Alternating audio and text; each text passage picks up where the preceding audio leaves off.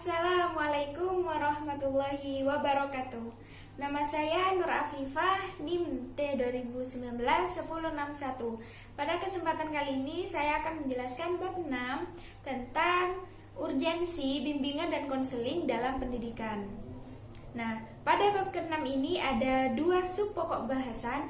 Yang pertama, ini menjelaskan tentang peran dan bimbingan dan konseling dalam pendidikan. Kemudian yang kedua itu menjelaskan tentang urgensi bimbingan dan konseling dalam pendidikan. Pada pembahasan pertama ini adalah peran dan bimbingan dan konseling dalam pendidikan. Jadi melalui program layanan bimbingan dan konseling itu setiap peserta didik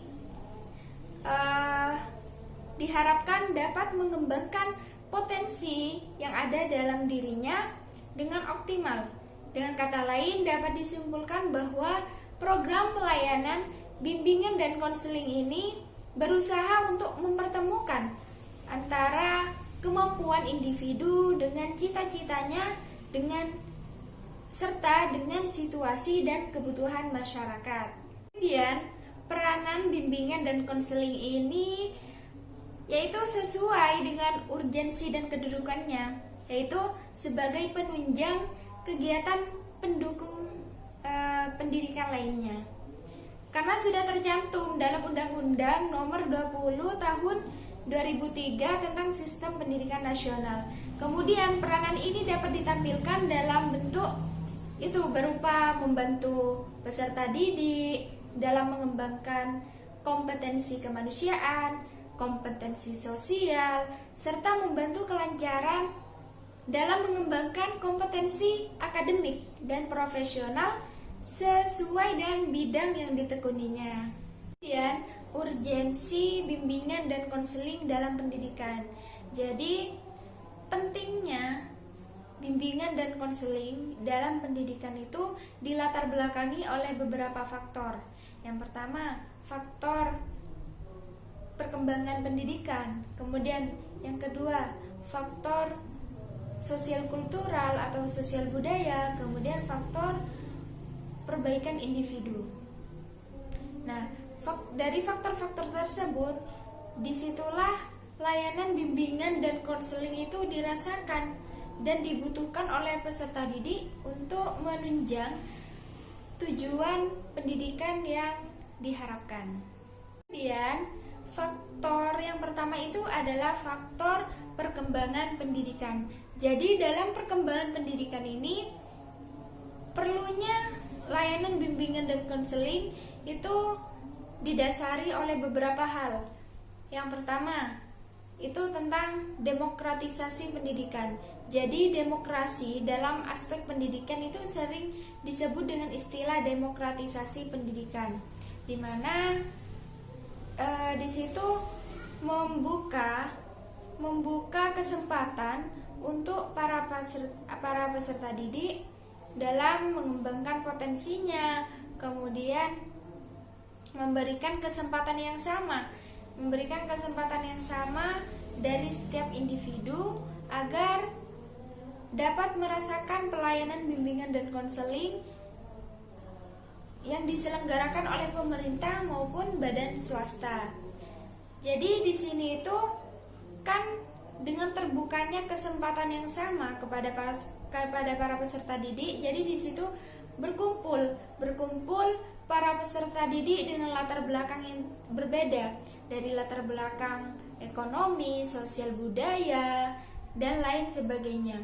Jadi di situ itu tidak bisa dibiarkan begitu saja, karena dapat menghambat proses perkembangan potensi dan tugas-tugas perkembangannya mereka. Jadi dari situ diperlukan adanya layanan bimbingan dan konseling untuk membantu peserta didik dalam menyesuaikan diri dengan lingkungannya sehingga tercipta kehidupan yang harmonis, kemudian harmonis dari diri pribadi dengan lingkungan masyarakat.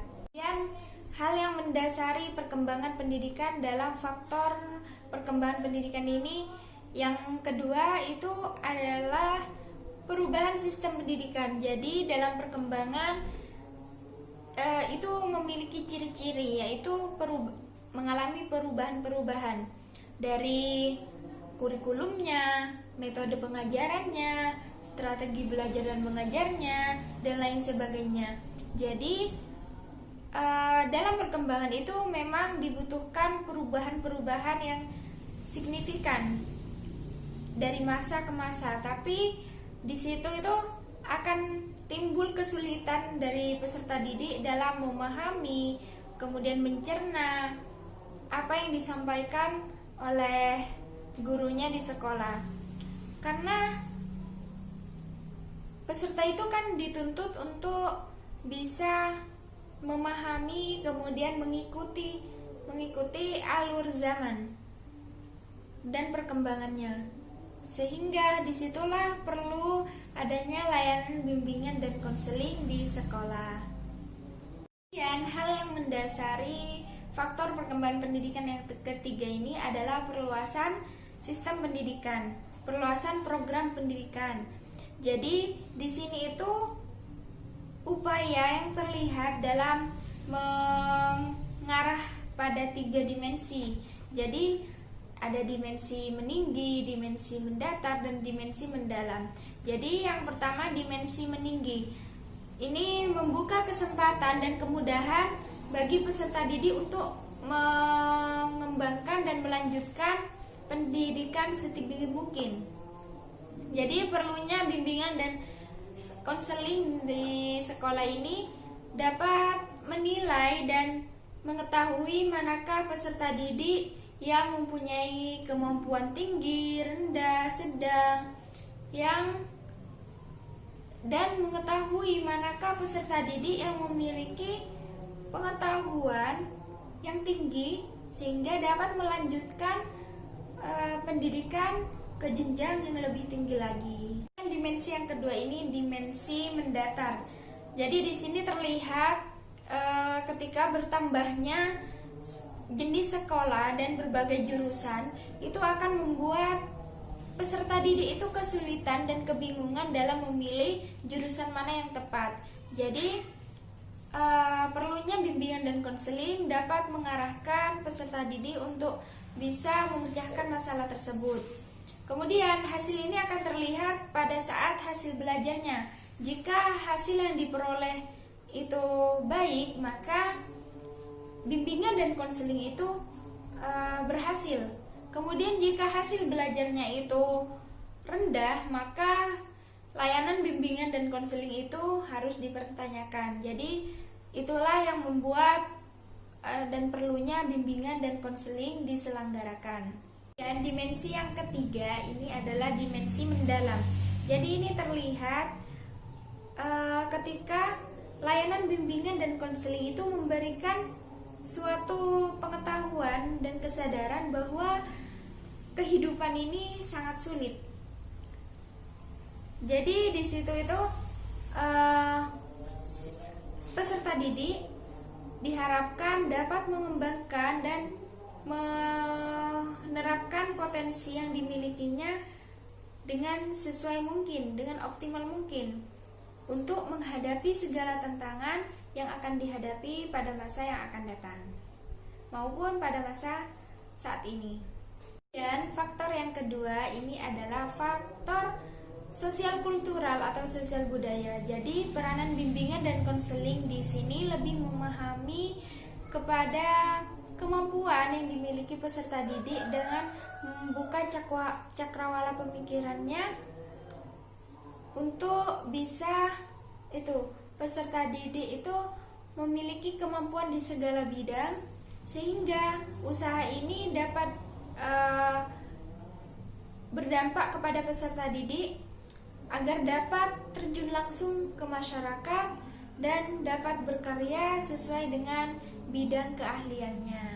Dan faktor yang ketiga adalah faktor perbaikan individu. Jadi di sini memperbaiki masalah-masalah yang sering dihadapi oleh peserta didik.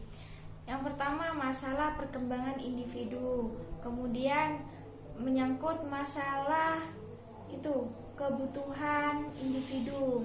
Jadi di sini tuh si individu ini membutuhkan rasa kasih sayang, membutuhkan penghargaan dari orang lain, membutuhkan rasa aman, kemudian membutuhkan rasa untuk dikenal gitu. Kemudian selanjutnya itu masalah dalam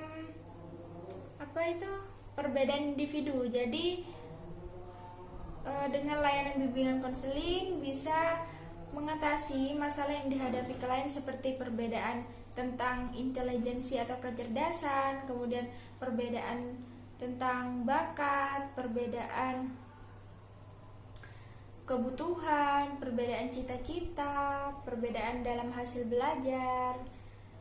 Kemudian yang selanjutnya itu adalah masalah penyesuaian diri. Jadi setiap individu itu kan memiliki penyesuaian diri masing-masing.